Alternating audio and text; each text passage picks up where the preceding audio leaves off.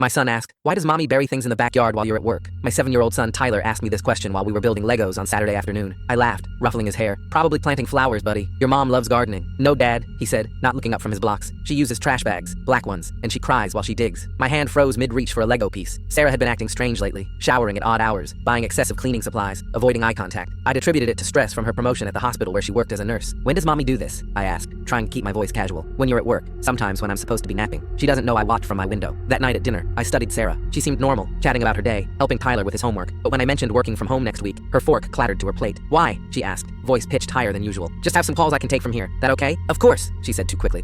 I might do some gardening. Don't want to disturb your calls." Monday came. I pretended to leave for work but circled back, parking a block away. I snuck through our neighbor's yard and positioned myself behind our shed. At 10 a.m., Sarah emerged from the house carrying a black garbage bag. Her hospital scrubs were splattered with something dark. She went to the northeast corner of the yard near the old oak tree. She dug with practiced efficiency, like she'd done this many times. The hole was about 3 feet deep when she dropped the bag in, covered it carefully, and even replaced the grass on top. After she went inside, I waited 20 minutes, then investigated. The ground was soft, recently disturbed in multiple spots I hadn't noticed before. Using a small garden trowel, I carefully excavated the fresh bag. The smell hit me first, metallic and chemical. Inside were bloody surgical tools, gauze, and what looked like tissue samples. My mind raced. Was Sarah stealing from the hospital? Selling organs? I reburied it and searched for other spots. Tyler had been watching for months. There had to be more. Under the rose bush, I found another bag. This one contained prescription bottles, dozens of them, all different names, all powerful sedatives and painkillers. The third bag made me vomit. It contained jewelry, wedding rings, watches, necklaces, and wallets. 7 different driver's licenses, all elderly patients. I recognized one name, Harold Whitmore. He'd been in the news, a patient at Sarah's hospital who died unexpectedly last month. His family swore he'd been improving. My hands shaking, I photographed everything and reburied the evidence. I needed more proof before going to the police. That night, I installed hidden cameras throughout the house while Sarah worked a night shift. Wednesday's footage changed everything. Sarah came home at 3 a.m., but she wasn't alone. She was supporting an elderly woman who could barely walk, clearly drugged. Sarah helped her to our guest room. I fast-forwarded. Sarah emerged 2 hours later with another black bag. I called in sick Thursday and followed Sarah to work, but she didn't go to the hospital. She went to a senior living facility across town, one where she didn't work. She emerged 40 minutes later helping another elderly man to her car. I called 911 immediately, but by the time police arrived at our house, Sarah was gone. So was Tyler. On the kitchen table was a note. "I know you found them. Tyler and I are somewhere safe. Don't try to find us." But the truly horrifying part was the second page. "Check your life insurance policy. Check when I increase it. Check who the sole beneficiary is after your accidental death." The date she'd increased it was a week before she started burying things. 3 days after she'd asked me about my family medical history. The same day she'd started making my special protein shakes every morning. The ones that had been making me progressively sicker. I ran to Tyler's room and found another note in his handwriting. "Daddy, Mommy says we're playing a game. She says you're the bad guy now. She says the medicine she gives you makes you sleepy so you can't hurt us. But Daddy, I don't remember you ever hurting us. Why does Mommy say you did?" The police found 15 bodies buried in our backyard, all patients from various facilities where Sarah had worked or volunteered, but they didn't find Sarah or Tyler. 6 months later, I received a package. Inside was Tyler's favorite toy and a photo. It showed Tyler at what looked like a carnival, smiling. But in the background, barely visible, was Sarah. She was holding hands with another small boy, a boy who looked exactly like Tyler. The message on the back made my blood freeze. He was never yours. Neither was the life you thought you had. Full story on channel below.